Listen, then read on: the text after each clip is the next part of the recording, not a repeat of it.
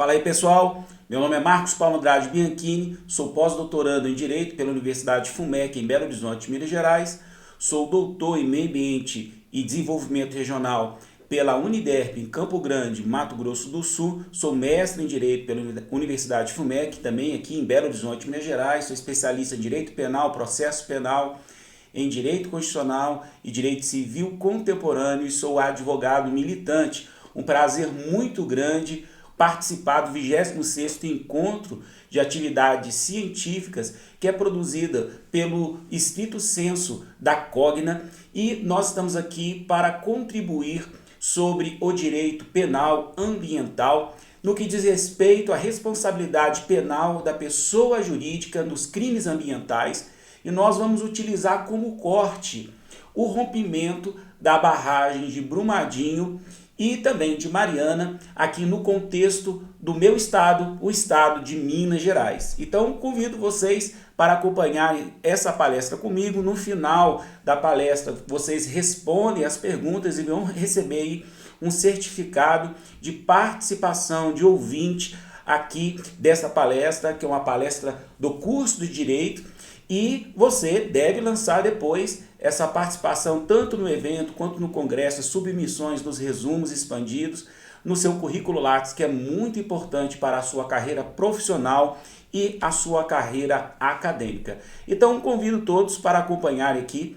Eu preparei aqui um slide para que a apresentação ela se torne mais fluida e inteligível da melhor forma possível para você que é das ciências jurídicas e também para você que se mostrou aí curioso com o tema e quer saber das reflexões a respeito dessa temática tão importante e que traz um impacto tão significativo na nossa vida e também no nosso dia a dia. Então, convido você a acompanhar comigo e, como eu disse, hoje a palestra ela trata sobre os danos ambientais e a responsabilidade penal da pessoa jurídica no contexto do rompimento da barragem Brumadinho e Mariana, aqui no contexto do nosso estado de Minas Gerais. Então vocês percebem aqui nesse slide que eu preparei que existe aí dentro da cadeia de exportação de bens aqui do Brasil um crescimento muito grande, uma evolução do comércio exterior de bens minerais. Então, os últimos dados que nós temos apurados é de 2019, então a gente tem aí um volume muito grande, muito acentuado no que diz respeito ao consumo internacional de bens minerais, né, que chega aí na ordem de 18 milhões 614 mil dólares, um levantamento feito pela Agência Nacional de Mineração, que é a agência reguladora aqui do nosso país. E dentre as exportações aí por produtos aí, nós temos uma grande porcentagem destinado ao consumo, à exportação do minério de ferro. O minério de ferro ele ocupa aí quase 70% dos minerais que são consumidos aí no comércio exterior. Então o minério de ferro é o principal mineral que está aí na cabeça do consumo dentro desse modo de produção capitalista que nós estamos inseridos. E aqui eu trouxe para vocês aí no que diz respeito a reserva de minério mundial e a produção de minério aí pelos países, e nós percebemos que o nosso país, o Brasil, ele está aí entre os maiores países com reserva de minério de ferro ainda para ser explorado e com uma produção mineral muito forte, muito importante dentro do mercado de consumo mundial. Então, nós temos muita reserva para ser explorada e naquilo que nós já exploramos, nós temos aí, o Brasil, uma participação significativa nessa produção que é colocada à disposição do mercado internacional. E dentre essas reservas minerais do minério de ferro no Brasil, nós temos aqui a divisão por estados no que diz respeito à localização dessas reservas de minério de ferro. Então, o primeiro estado que detém as maiores e principais reservas de minério de ferro no Brasil, em primeiro lugar está Minas Gerais, com 74,4%. Em segundo lugar está o Pará, com 19,5%. Depois, em terceiro lugar, o Mato Grosso do Sul, com 2,2%. Então, esses estados aí, os outros estados, estão aí com a outra porcentagem, que resta para completar aí os 100%. Então, nós percebemos que Minas Gerais, Pará e Mato Grosso do Sul são os 3 estados brasileiros que detêm aí em seus territórios o maior número e as principais reservas de minério de ferro do Brasil. E nós vivenciamos e convivemos, né, principalmente nós aqui do estado de Minas Gerais, com um método de construção de barragens de rejeito de mineração, denominado de método amontante. Como é que funciona esse método amontante? Ele é composto por um dique inicial, e esse tanto dique inicial quanto os alteamentos, eles são formados pelos próprios rejeitos que são depositados em um lugar para que possa receber todo esse rejeito, né, de mineração do processo da industrialização do minério de ferro. Então, essas barragens, além de conter água que é utilizada na produção do minério de ferro, contém muitos materiais pesados, muitíssimos materiais pesados, mercúrio, cromo e outros materiais que formam aí esse montante, né, de rejeito. E essa metodologia de construção de barragem é o que tem causado aí as maiores preocupações e os maiores danos ambientais e também mortes aqui no Brasil, recentemente em Minas Gerais, com rompimento da barragem Mariana e também recentemente, a última, infelizmente, a rompimento da barragem em Brumadinho, Minas Gerais. Então, nós percebemos aqui, segundo aí a ANM, a Agência Nacional de Mineração, como estão distribuídos no Brasil essas barragens construídas pelo método amontante. Em Minas Gerais, nós temos 46 barragens, né? Nós convivemos aqui com o terror da iminência de rompimento de barragens e também, depois desses acidentes, né, dessas tragédias que tiveram uma grande colaboração humana, nós convivemos com placas sinalizadoras, com planos de contingência, de emergência, no que diz respeito à iminência de rompimento de barragens e repetir o que aconteceu em Mariana e Brumadinho. Então aqui no nosso estado, Minas Gerais, nós temos 46, nós temos 3 em Goiás, nós temos uma no Mato Grosso do Sul, uma no Mato Grosso, 3 no Pará, 4 no Amazonas, 2 no Rio Grande do Sul. Então nós temos aí a presença dessas barragens construídas sob esse método amontante que tem se mostrado muitíssimo vulnerável e inseguro para o meio ambiente e também para as populações que vivem nos entornos dos empreendimentos de mineração. Então, nós temos aqui, eu trouxe para vocês esse mapa que traz, né, o Programa Nacional de Segurança de Barragens, né, o PNSB, ele traz uma categoria de risco, né, de barragens: alto risco de rompimento, médio risco e baixo risco de rompimento. Então nós temos aqui em setembro do ano passado, Minas Gerais liderando o número de barragens que apresentam, e aqui incluem todos os tipos de barragem de água, barragem de mineração, outros tipos de barragem, tá? Com 34 barragens com alto risco de rompimento, seguido aí por Mato Grosso, também pelo Pará, por Rondônia. Então, existe um monitoramento mensal feito pela Agência Nacional de Mineração no que diz respeito aos relatórios que recebe e também das fiscalizações que efetiva, que traz aí o número de barragens e classifica essas barragens de acordo com essa categoria de risco. Avançando aqui, pessoal,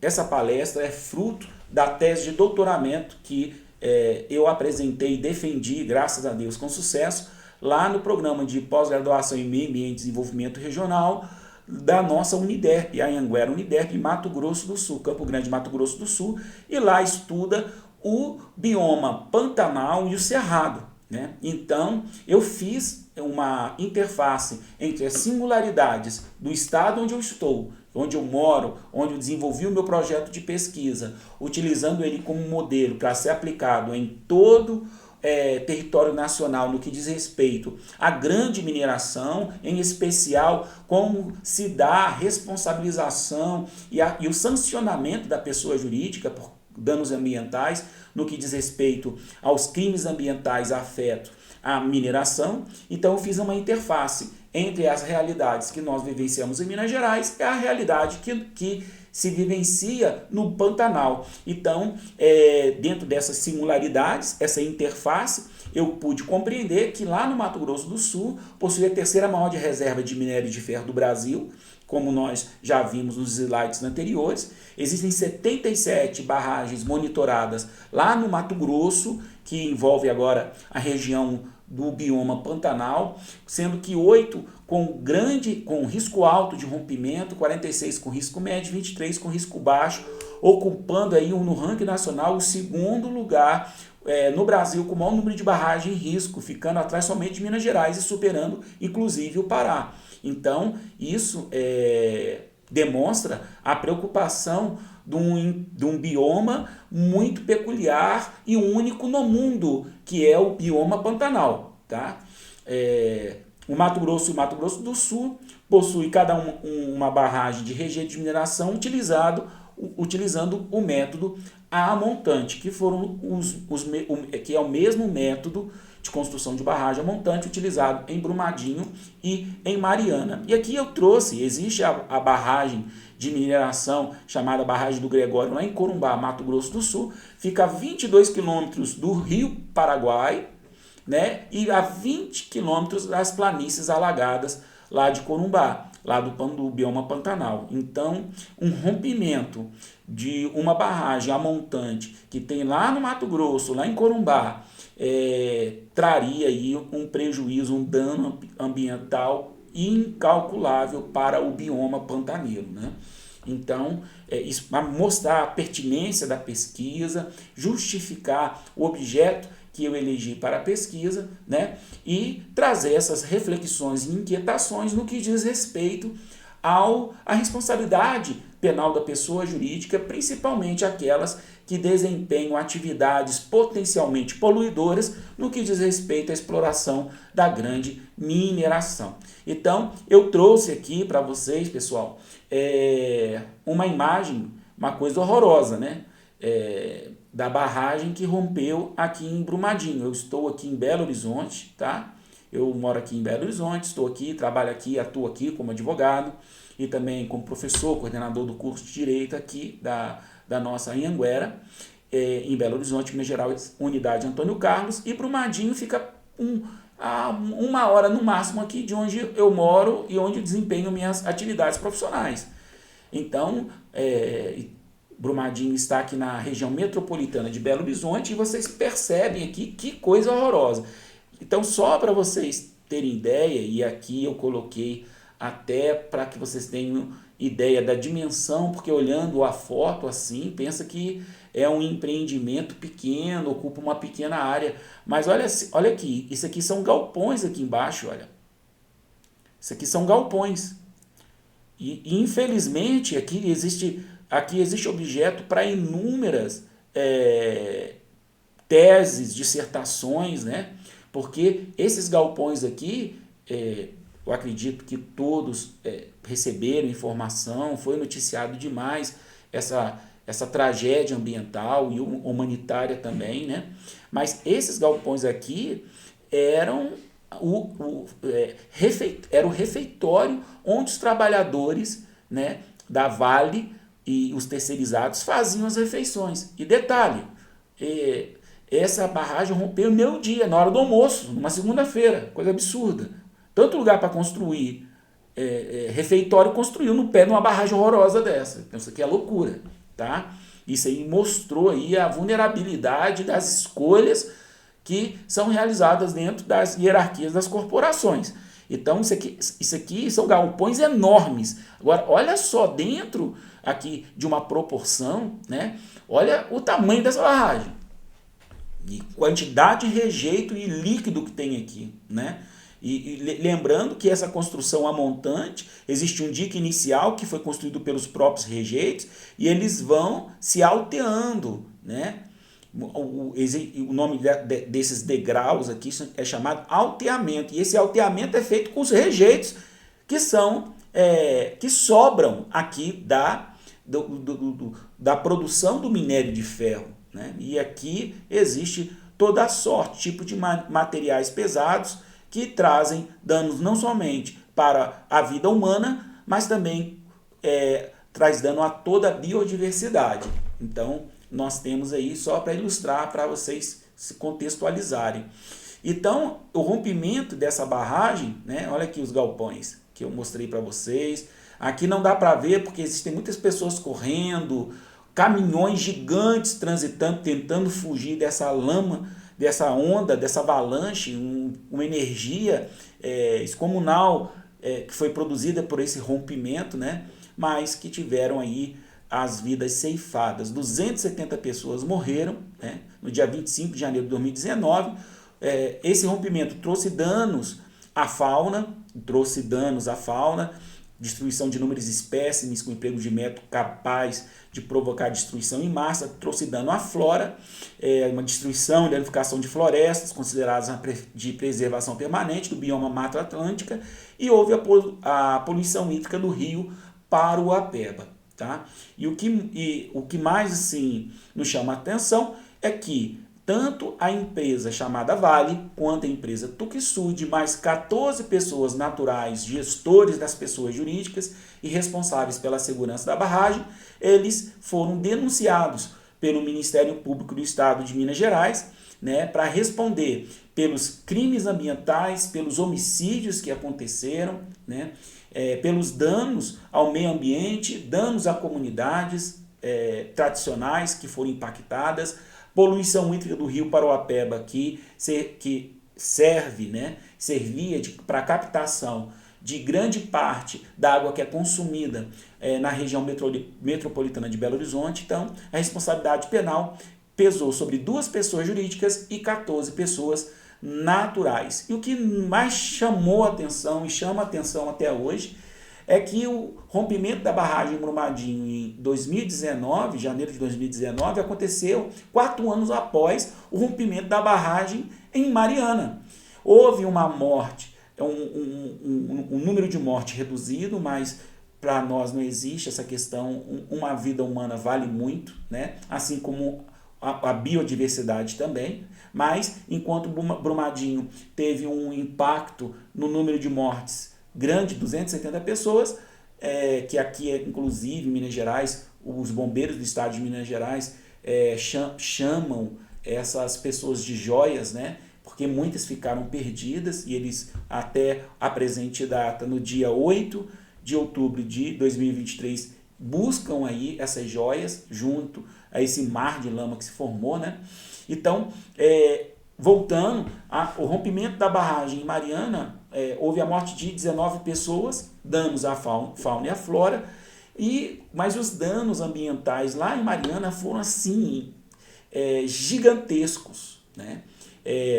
O rio Paruapeba ele é afluente da bacia do rio São Francisco, mas graças a Deus o rejeito de lama não chegou no rio São Francisco e ficou depositado no leito do rio. Quando existem chuvas, né, mudanças climáticas, existe o revolvimento desse material, mas graças a Deus que hoje está aí controlado. Mas só que lá em Mariana, a poluição hídrica do Rio Doce, ele percorreu 663,2 km de curso d'água e desagou lá no Oceano Atlântico. O que trouxe aí um prejuízo passando pelo estado de Minas Gerais, Espírito Santo, Bahia, contaminando águas do Oceano Atlântico, e o que trouxe aí um grande impacto ambiental no que diz respeito a inúmeras cidades, comunidades dependentes da água e da pesca do Rio Doce, né, por 3 estados brasileiros. Então, 19 pessoas naturais foram denunciadas na ação movida pelo Ministério Público Federal, no caso do rompimento da barragem em Mariana, e 2 pessoas jurídicas, que foi a Samarco e a Vale S.A. Então, dentro desse contexto, pessoal, é que a gente faz o corte para estudar como é concebido aí a questão da responsabilidade penal da pessoa jurídica. Então, nós temos a Constituição de 1988, a Constituição Cidadã, que completou 35 anos aí esse ano, né? No dia 5 de outubro de 1988 ela foi promulgada. E nós temos o artigo 225, parágrafo 3º da Constituição, que diz que todos têm direito ao meio ambiente ecologicamente equilibrado, bem de uso comum do povo, essencial à sadia e qualidade de vida, impondo-se ao poder público e à coletividade o dever de defendê-lo e preservá-lo para as presentes e futuras gerações. Nossa Constituição, ela inovou na ordem constitucional mundial e é considerada como a Constituição Verde, porque levou ao status constitucional a proteção ao meio ambiente. E aí, no parágrafo 3º do artigo 225, fala que as condutas e atividades consideradas lesivas ao meio ambiente sujeitarão os infratores, pessoas físicas ou jurídicas, olha só, as sanções penais e administrativas, independente da obrigação de reparação dos danos causados, que isso aqui entra na esfera civil. Então, a Constituição, ela traz aí a previsão da responsabilidade penal da pessoa jurídica, e isso fez surgir no âmbito da legislação infraconstitucional, a Lei 9.605, que é a lei que é conhecida como a Lei de Crimes Ambientais. Lá no artigo 3º da Lei de Crimes Ambientais fala que as pessoas jurídicas serão responsabilizadas administrativa, civil e penalmente, conforme disposto nessa lei. Então, existe aí uma previsão constitucional e infraconstitucional que traz a responsabilidade penal da pessoa jurídica. E utilizando o método dialético, que é aquele em que se confronta as percepções e conjecturas do presente, a fim de extrair um conhecimento seguro através de um teste de eliminação de erros, né?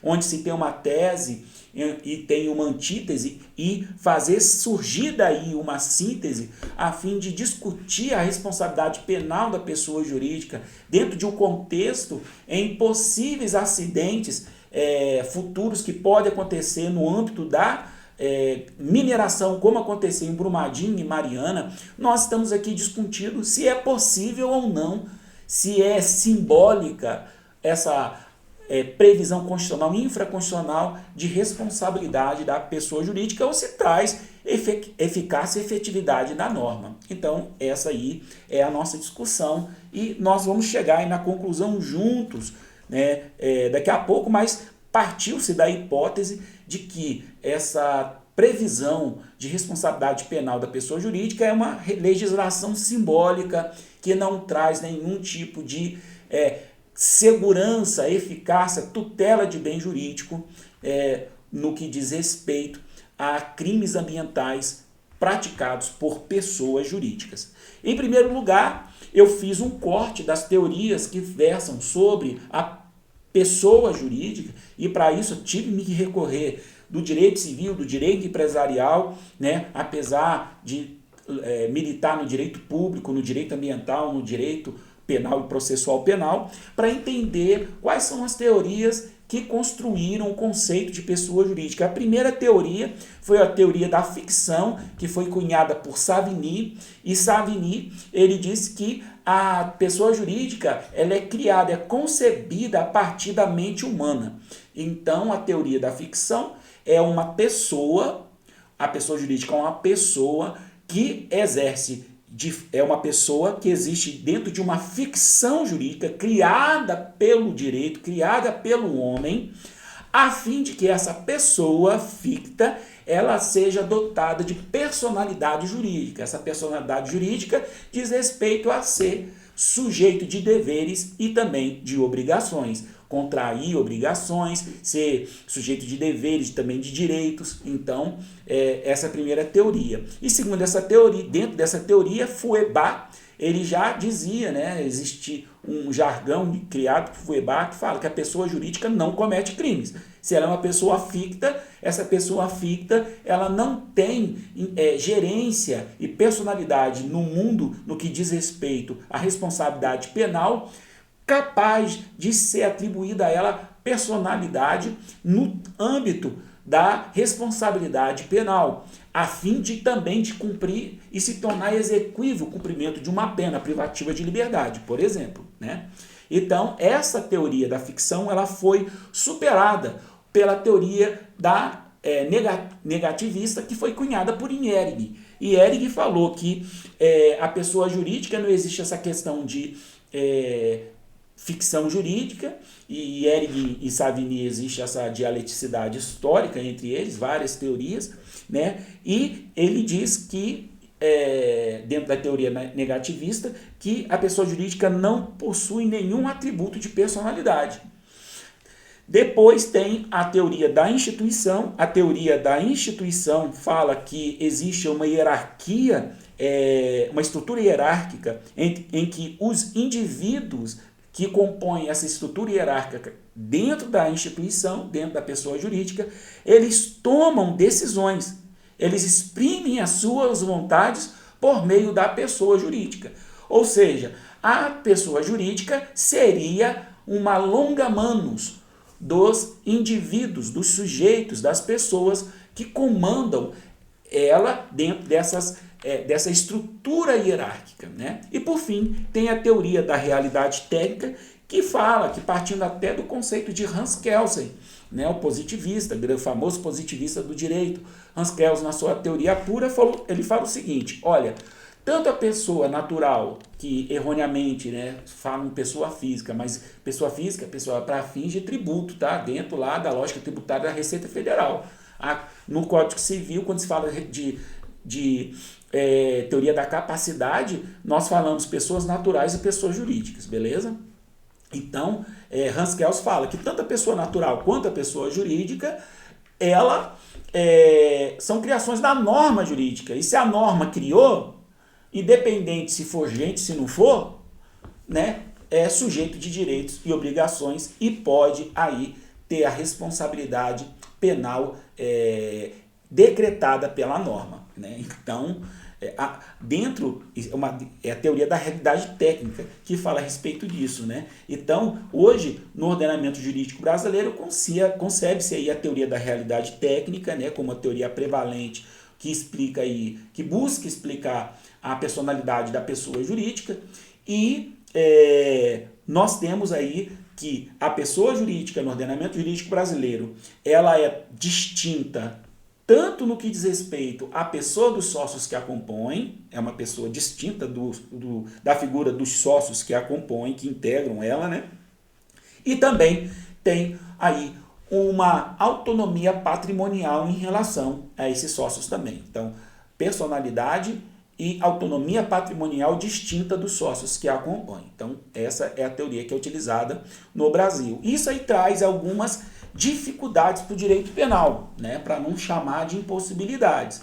Então, quais são as dificuldades para se imputar responsabilidade de pessoa jurídica? A primeira é a responsabilidade, ela se torna quase que impossível por meio da incapacidade de ação. O Brasil utiliza os conceitos cunhados por Hans Weltzel dentro da teoria do crime, e nós adotamos no Brasil a teoria finalista da ação. O que diz a teoria finalista da ação?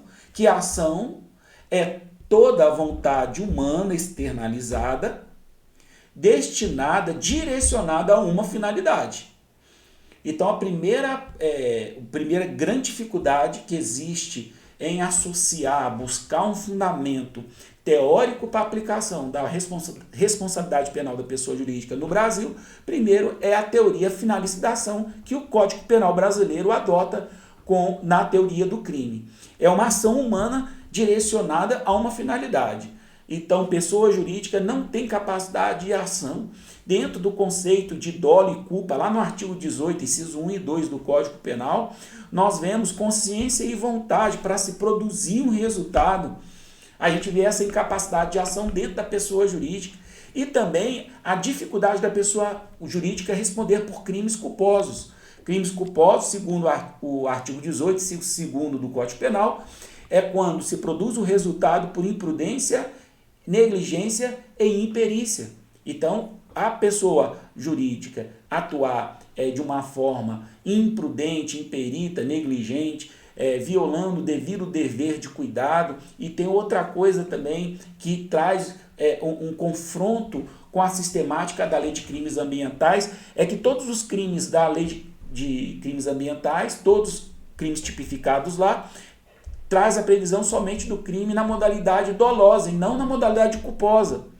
Né? Então, ter dolo na pessoa jurídica é uma questão que traz aí uma capacidade de ação. Outra coisa, outro fator importante que dentro da teoria do crime é a culpabilidade. A culpabilidade é o juízo de reprovação social que recai sobre aquela conduta, a conduta humana, o injusto penal, dentro daquilo que é típico e sem nenhum tipo de excludente licitude, sem estar abarcado por nenhum tipo de justificantes que venham a excluir a ilicitude do crime. Então, nós vemos que esse juízo de reprovação que recai sobre a conduta da pessoa se mostra um tanto impossível de ser aplicado, justamente porque a falta da figura humana para depois suportar aí a questão da sanção penal, porque o direito penal ele é aquele ramo do direito que é até utilizado em última ratio, em última razão, como última remédio, como último instrumento jurídico, porque ele traz consigo a pena mais dura que o nosso ordenamento ele prevê, que é a pena privativa de liberdade. E como segregar dentro de uma prisão uma pessoa jurídica do tamanho da Vale, da Tuxud, da Samarco.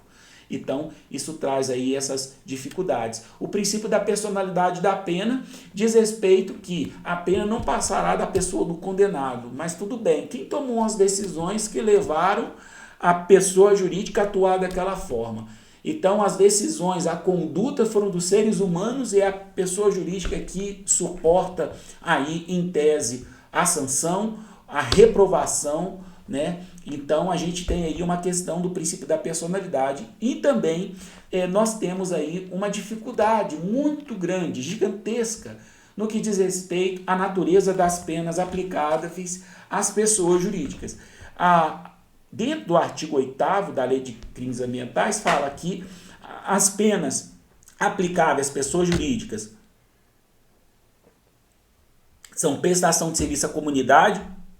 Então, a gente vê que essa prestação de serviço à comunidade que tem mais natureza reparatória de cunho civil, interdição temporária de direitos, aqui de direito administrativo sancionador, que daqui a pouco eu vou falar de algumas alternativas que eu propus para a substituição da responsabilidade penal da pessoa jurídica. Prestação pecuniária, isso aqui tem natureza civil, não tem natureza penal. Suspensão parcial ou total das atividades. Aqui nós temos também, mais uma vez, a manifestação do direito administrativo sancionador, o Estado intervindo na economia para trazer aí a proteção do meio ambiente. Então, a gente entende que isso aqui é uma sanção administrativa. E a liquidação forçada é a mais esdrúxula de todas elas, data vênia, por esse pesquisador, porque a liquidação forçada quer dizer extinção da pessoa jurídica. A extinção da pessoa jurídica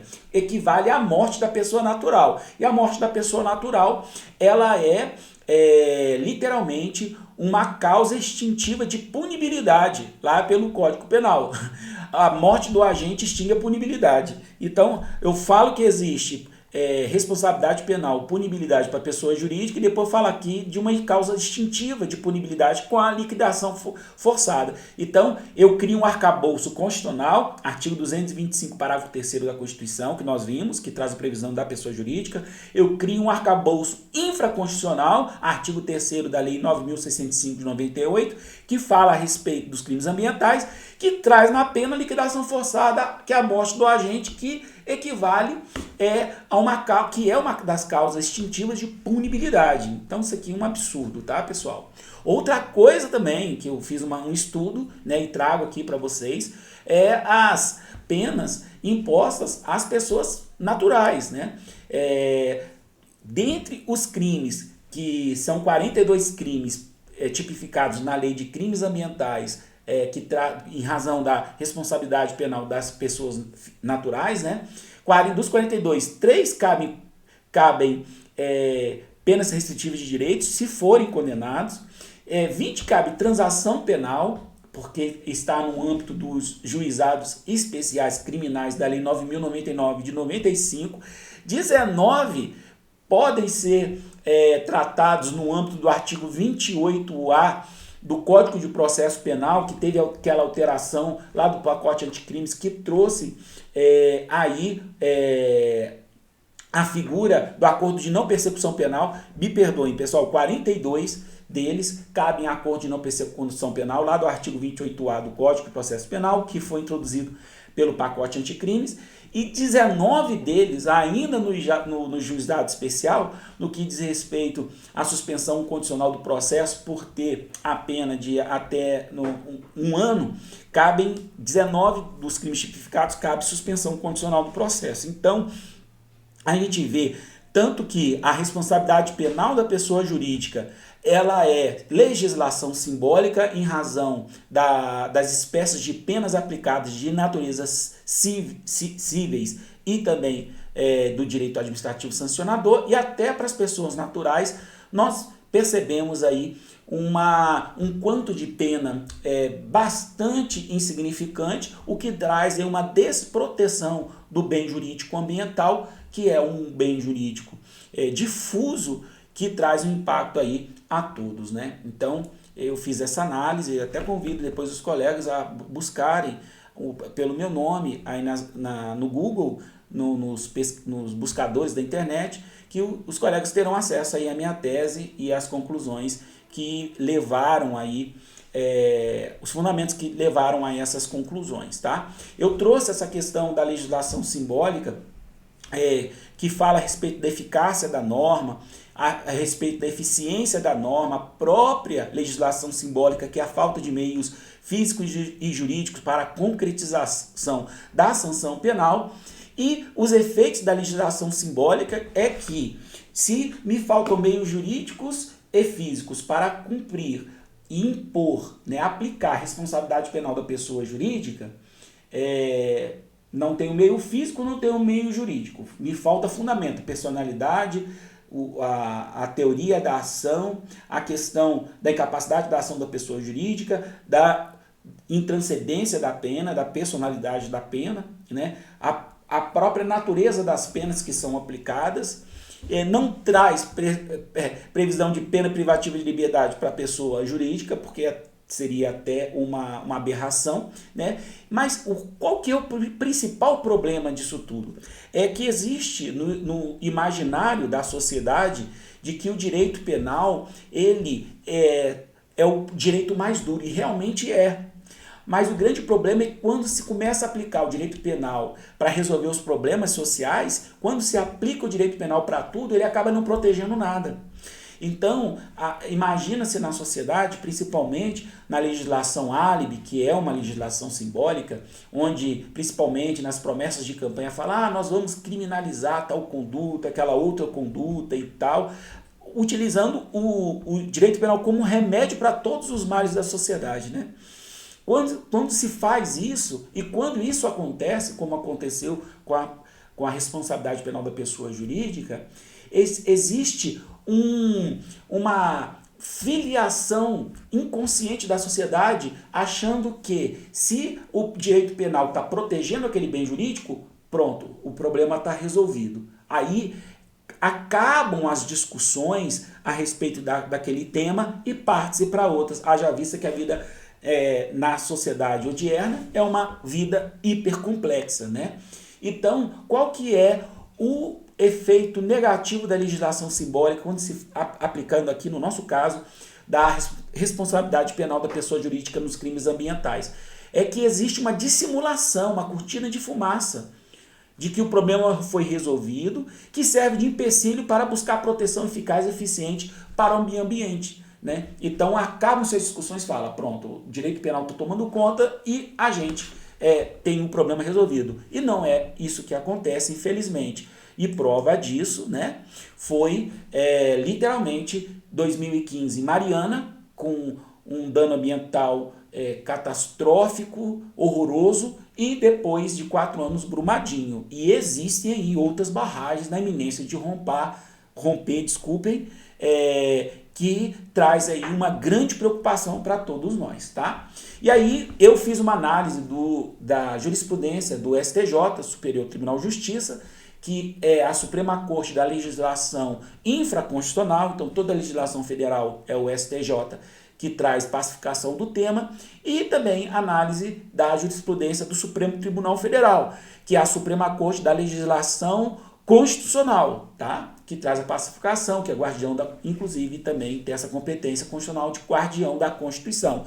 Então, no primeiro momento, até me filiando lá a teoria da ficção de Savigny, que eu apresentei anteriormente, né? Se eu tenho a pessoa jurídica e se eu tenho a pessoa natural, que é criadora da pessoa jurídica, a jurisprudência do STJ criou a teoria da dupla imputação, que a pessoa jurídica só poderia ser responsabilizada em conjunto com a pessoa natural. Isso trouxe vários problemas. A pessoa natural que a dirige, né? Isso trouxe vários problemas. Analisei lá vazamento de petróleo no âmbito da Petrobras, em que os próprios ministros falam o seguinte, olha, como é que eu vou punir o presidente da Petrobras? Será que ele tem, dentro da estrutura de hierarquia da Petrobras, a decisão sobre a manutenção, a segurança, as condições técnicas de perfuração daquela determinada plataforma onde houve aquele acidente ambiental com vazamento de petróleo? Então fica difícil dentro da estruturas societárias da atualidade se definir a responsabilidade dos gestores das pessoas jurídicas dentro das hierarquias societárias das pessoas jurídicas, né, das organizações, definir quem agiu com dolo, quem agiu com culpa e quem deve suportar aí a responsabilidade penal. Essa teoria da dupla imputação, que só aceitava a responsabilidade penal da pessoa física juntamente com a pessoa jurídica, foi superada pelo entendimento firmado pelo Supremo Tribunal Federal no julgamento do recurso extraordinário 548-181 do Estado do Pará, onde o Supremo Tribunal consolidou o entendimento de que não precisa a figura da pessoa natural no litisconsórcio passivo na ação penal para apurar a responsabilidade penal da pessoa jurídica. Basta ter somente a pessoa jurídica. Então, olha só que loucura, pessoal. O Supremo Tribunal Federal, ele determinou aí, fixou esse entendimento que, se não encontrar a pessoa natural, pode colocar só a pessoa jurídica lá como ré na ação penal, ocupando o polo passivo da ação penal, para suportar aí a responsabilidade penal e ser sancionado dentro daquela estrutura teórica que nós construímos até aqui. Então, esse é o entendimento prevalecente hoje do Supremo Tribunal Federal, em que a pessoa jurídica, de forma isolada, pode ocupar o polo passivo na ação penal. E aí, pessoal, dentro dessa estrutura de legislação penal simbólica, né, da ineficácia e ineficiência da norma penal que traz aí a previsão de pessoa jurídica, dentre aí a construção teórica das pessoas jurídicas dentro do direito civil que eu já apresentei aqui para vocês nos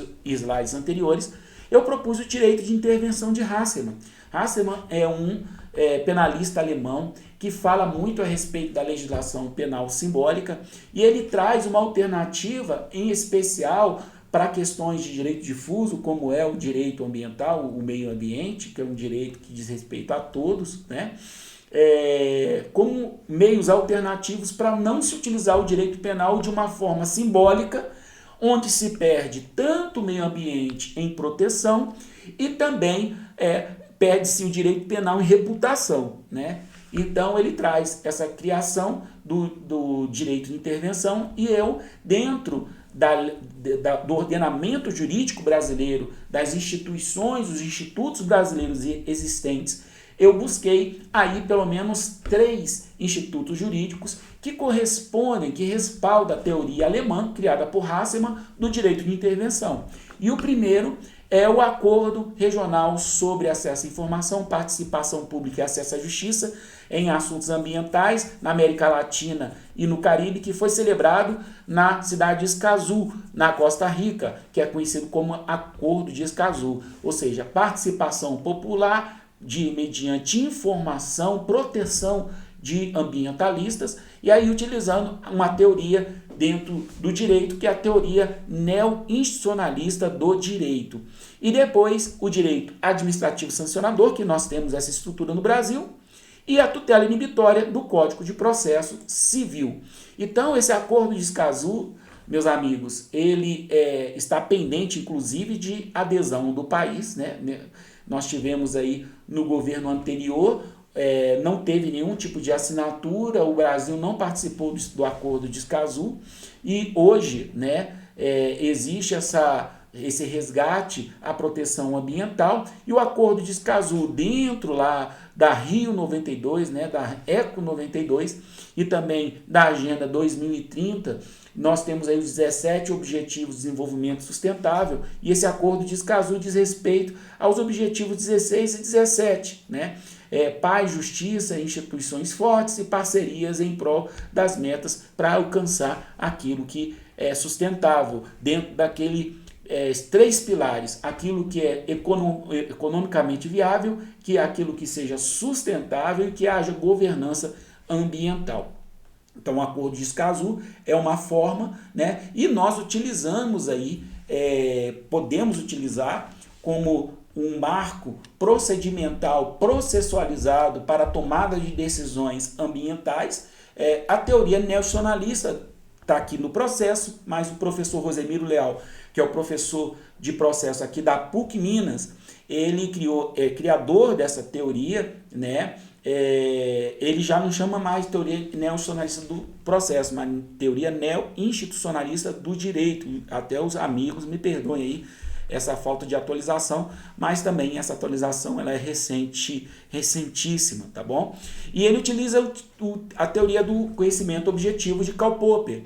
Karl Popper, ele é um filósofo que ele criou a falseabilidade do conhecimento científico. Vamos matar as nossas teorias, vamos tentar matar o que ele chama que é chamado até no meio científico de falsear. Vamos tentar matar através de um teste de eliminação de erros as nossas teorias, para que morram as nossas teorias e não morra nós, né?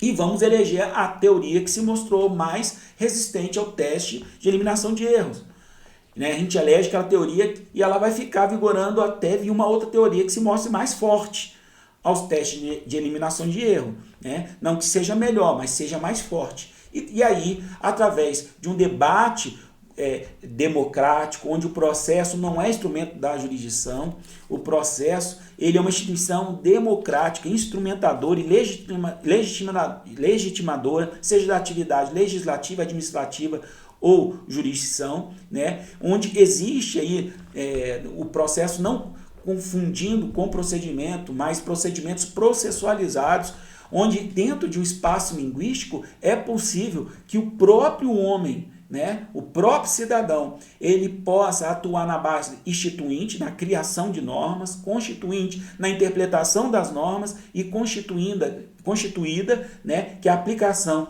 dos direitos fundamentais. Então, a teoria neo-institucionalista do processo eu apresento como uma forma de substituição da responsabilidade da pessoa jurídica, penal da pessoa jurídica, como uma forma no Brasil de manifestação da teoria criada por Hasselmann, que é a teoria do direito de intervenção para a proteção do meio ambiente. Depois nós temos o direito administrativo sancionador, né?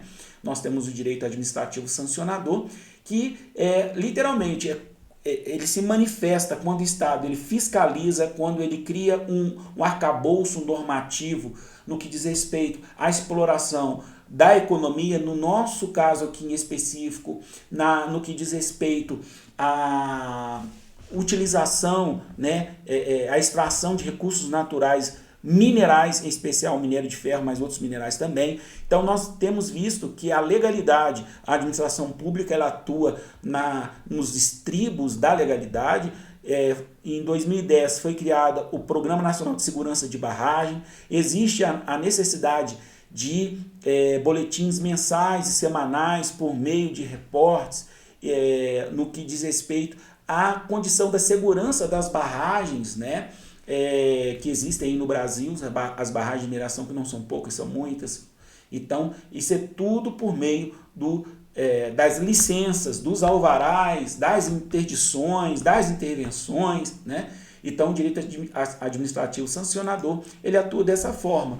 E aí, professor, eu tenho um direito de intervenção no que diz respeito a direito de participação democrática em decisões ambientais que afetam a todos. Nós temos direito administrativo sancionador, temos o acordo de Escazú, se Deus quiser o Brasil vai fazer parte dele, vai assinar e vai fazer esse depósito, até porque isso diz respeito a próprios direitos humanos, tá, pessoal? A Corte Interamericana de Direitos Humanos, numa opinião consultiva, declarou que o meio ambiente ecologicamente equilibrado foi elevado ao patamar de direitos humanos. E tá? E se tudo isso falhar, o que nós temos? O cidadão tem. O que o Ministério Público, a Defensoria Públicos legitimados da ação civil pública tem? Nós temos uma figura da tutela inibitória. Tutela inibitória é uma tutela que é buscado junto à jurisdição, que é operada pelo Estado, para que se possa guardar determinados bens jurídicos de iminentes situações de risco que podem levar esse bem jurídico ao perecimento. Então, tomar medidas processuais por meio de decretos judiciais, né, determinações judiciais que devem ser cumpridas, né, até porque desobediência à ordem judicial é um crime, para buscar a tutela inibitória, ou seja, para proteger determinados bens de perecimento em determinadas situações, onde depois que pereceu o bem, não adianta mais fazer nada. Então existe essa figura da tutela inibitória no Código de Processo Civil, que serve de substrato para a ação civil pública. Aqui existem legitimados, a Defensoria Pública, o Ministério Público, né? Aqui existem legitimados, associações constituídas há mais de um ano, então aqui tem legitimado específico, mas nós temos aí um remédio constitucional, lá no artigo 5º, né? E a Lei 4717, que é a Lei de Ação Popular. Basta o cidadão ser eleitor, né? Tá com a sua capacidade eleitoral ativa bacana, vigente, junta o título de eleitor, meu amigo, deu problema no que diz respeito ao meio ambiente, o patrimônio cultural, o patrimônio, a probidade administrativa, um cidadão ele tem esse poder, esse remédio constitucional para buscar essa tutela, e dentro da ação popular ele pode utilizar aí a ação inibitória, a tutela inibitória. Então, são essas três soluções, né, que eu apresentei como uma manifestação dentro da organização da estrutura jurídica brasileira que corresponde, né, que guarda compatibilidade com o direito de intervenção proposto por Hasselmann lá na Alemanha, tá bom? Então, o acordo de Escazú, por meio da teoria neonacionalista do direito, nas decisões democráticas, no que diz respeito a matéria que afeta a todos, como o meio ambiente, o direito administrativo sancionador e a tutela inibitória. Então, pessoal, é isso daí, né? Eu quero agradecer demais, aqui estão os meus contatos, meu e-mail, eu estou tanto no Instagram, quanto no Facebook, quanto no Telegram e também no LinkedIn. Vocês podem me procurar, tiver qualquer dúvida, pode me acionar, que vai ser um prazer gigante aí atender vocês, tá? E mais uma vez expressar a minha satisfação em participar do 26º Encontro de Atividades Científicas e que essa iniciativa do curso de Direito, de todo o grupo de pesquisa multicêntrico sobre o constitucionalismo brasileiro possa se repetir aí nos próximos encontros e nós possamos contribuir com as nossas reflexões, conjecturas, análises, nossas pesquisas, diversos pesquisadores, alunos de iniciação científicas aí do Brasil que estão filiados ao nosso grupo de pesquisa, que nós possamos nos próximos encontros trazer essa contribuição aí das ciências jurídicas. Um forte abraço para vocês e vamos que vamos. Um abraço para vocês, pessoal.